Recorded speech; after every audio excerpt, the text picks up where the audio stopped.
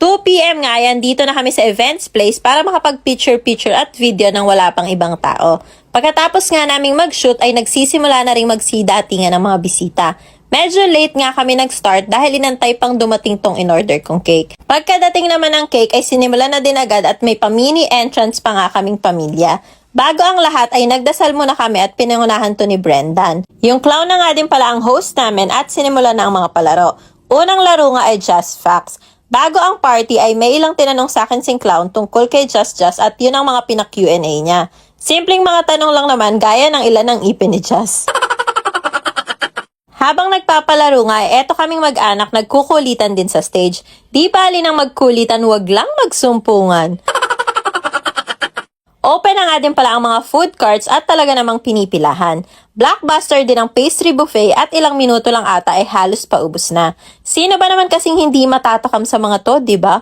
Dito pa lang, busog na busog na. Nagpalaro na nga din pala sa mga bata at nagulat kami dahil sumali ang Kuya Gio. Bumaba talaga siya sa stage at nagpresenta. Medyo mahiyain kasi talaga tong si Kuya kaya nagulat kami. Ang game nga pala ay stop dance na by partner. Kaso yung kapartner niya ay masyadong mahiyain at nakastop lang talaga.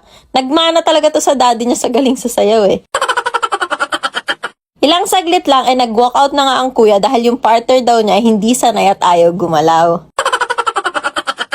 Naglaro nga din pala mga ates, titas at lolas at ito naman ay by group. In fairness, masaya tong laro at bago to sa birthday yan. Sa dami ng na-attendan kong birthday, ngayon lang nilaro to. Para lang naman siyang arrange yourself. At in fairness din dahil game na game ang mga ates. Eto nga pala ang birthday girl na buti na lang talaga nasa mood buong party.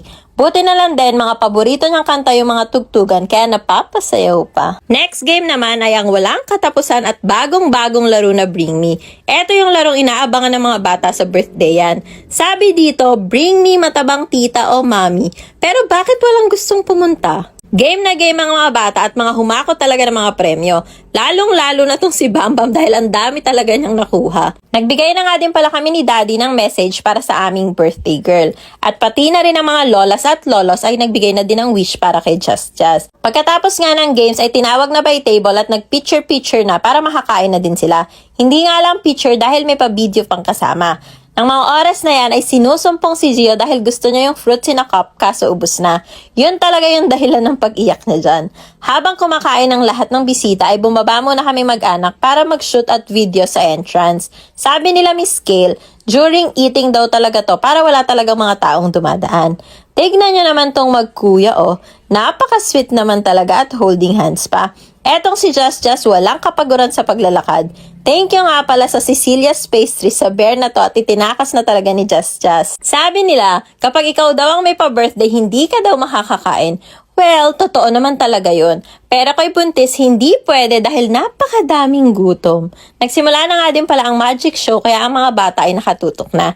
Hindi nga lang mga bata dahil pati mga matatanda ay nakatutok din. In fairness naman kasi kay Kuyang Magician ay magaling kaya talaga namang napapapalakpak ang mga bata. May mga bagong tricks at magics din na pinakita. Magic Locks, Clown and Magic nga pala sila at kasama na sa package namin sa Batchies.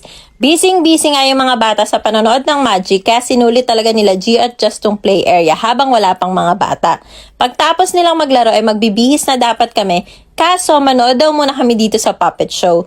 Alam nyo naman na si Gio, eto talagang inaabangan kapag may birthday yan. Lagi niyang tinatanong kung may puppet show ba doon. Kung kanina manghang-mangha ang mga bata sa Magic. Dito naman sa puppet show tawa sila ng tawa.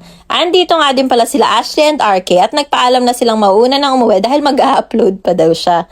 Andito din ang ninang ni Just na si Mami Wilma.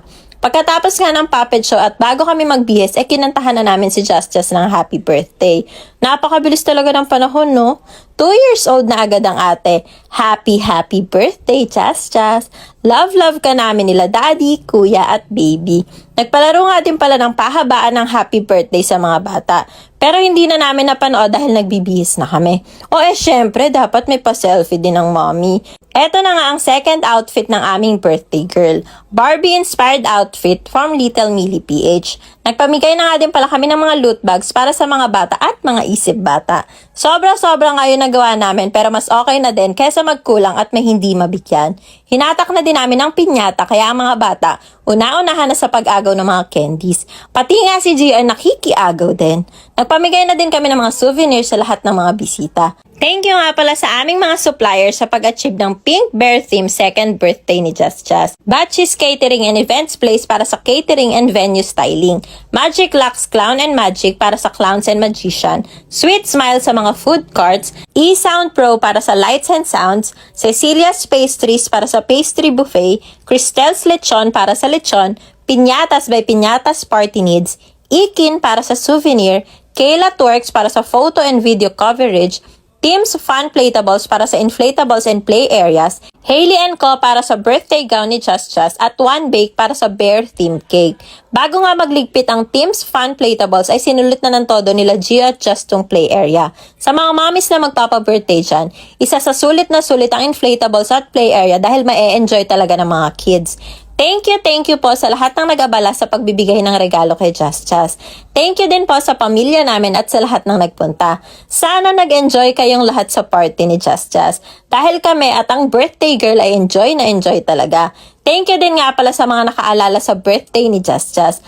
Love namin kayong lahat. Pagkatapos nga ng event ay kanya-kanya ng ligpitan at syempre, hindi naman kompleto ang birthday yan kung walang mga Sharon yan.